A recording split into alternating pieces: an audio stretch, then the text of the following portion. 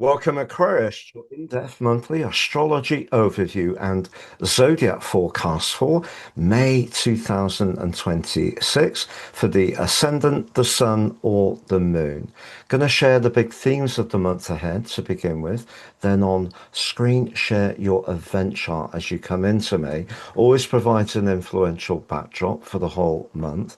I'll then go through each of the influences frame by frame to give you a clear picture of what you can expect in terms of your energy, work, relationships, or finances. I'm astrologer Patrick Arundel. A very warm welcome. If you've yet to subscribe to my channel, please do so now to help it to continue to thrive. But please also click or tap the bell notification symbol. It's a month of two full moons, the second a blue moon. The first on the very first day, the second on the very last. And interspersed between them is a powerful new moon in the moon's second favorite zodiac sign of Taurus on the 16th.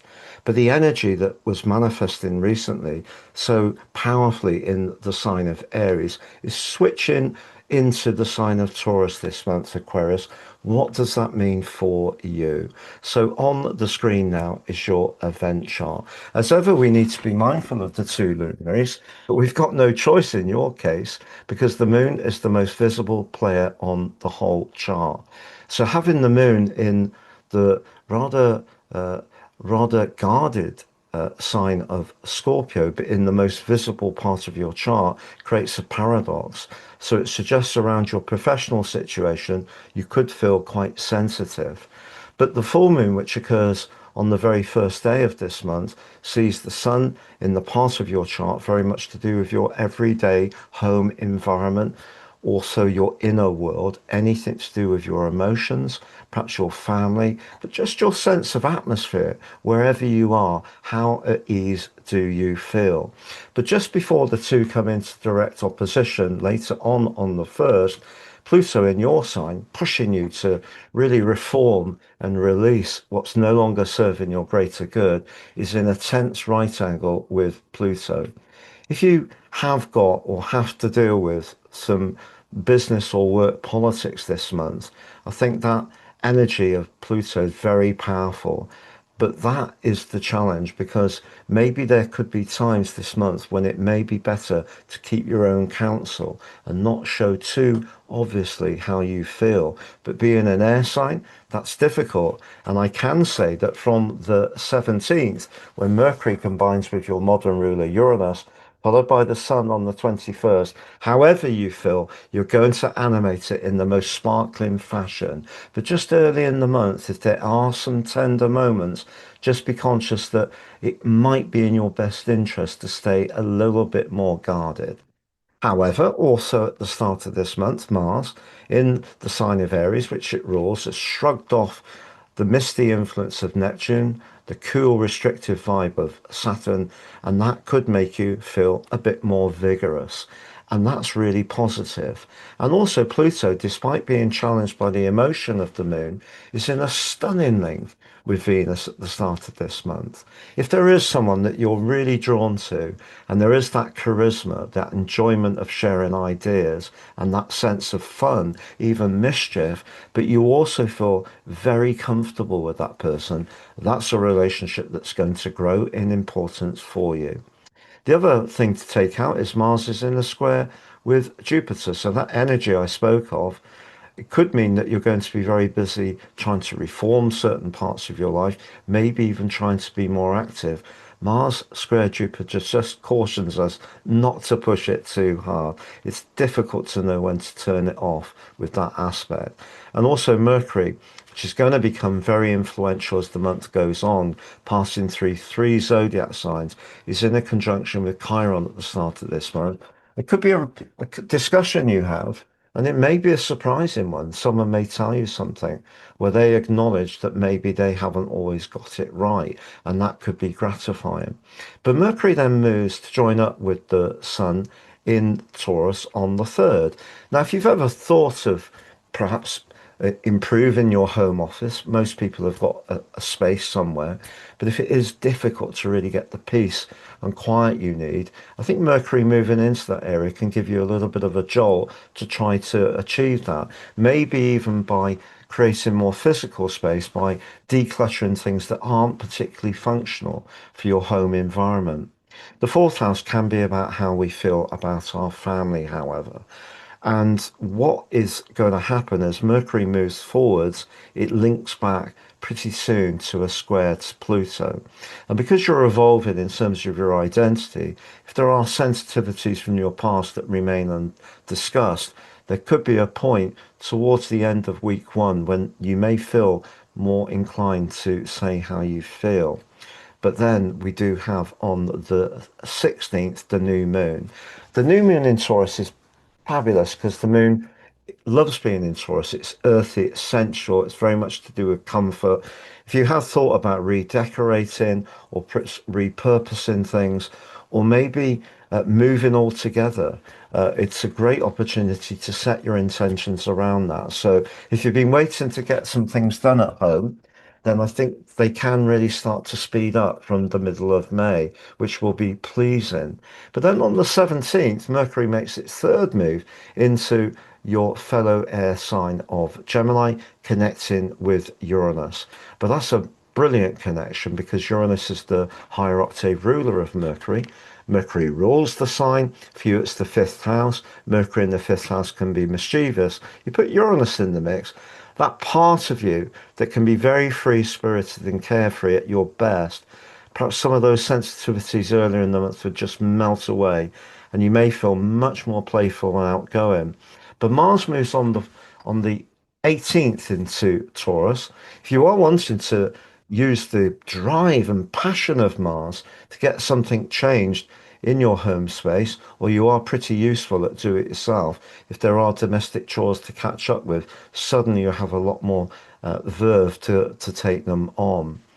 But then we have Venus moving on the 19th, moves forwards and comes into your sixth house, where Jupiter's been since last June. The sixth house can be about our well-being, it can be about our energy. I think Cancer for the sixth house has that natural nurturing. I think that this arrival of Venus here suggests that in your professional situation, your talent for doing things that support and help other people can actually really be something that other people truly notice.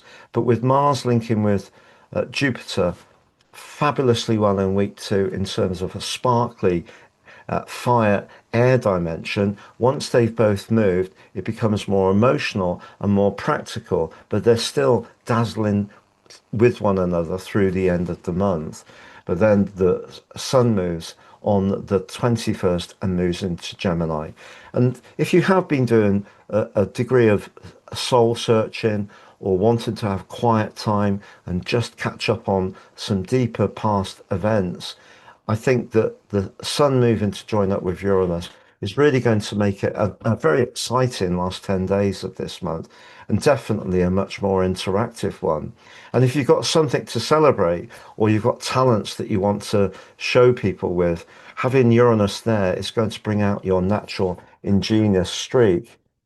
It could be if you're single that you could go to a party or get a surprise text or invitation and really have a connection with someone in a very potent way, particularly with the sun linking back fabulously well to Pluto, but also linking back to your traditional ruler Saturn and Neptune as soon as it moves pretty well into Gemini. So I think there can be a lot of constructive discussion towards the end of this month, which absolutely thrills you.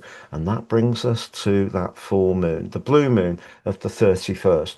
Well, it just means, I feel, the moon in Sagittarius is bubbly, like space.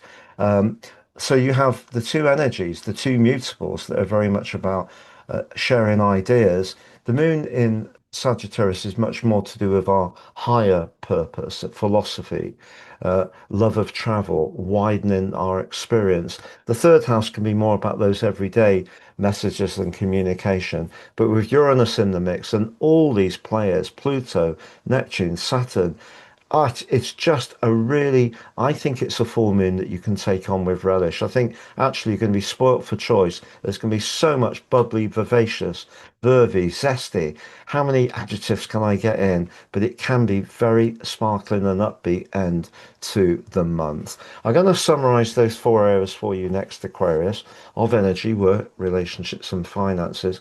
But just to say, I've slashed the price of my personal horoscopes.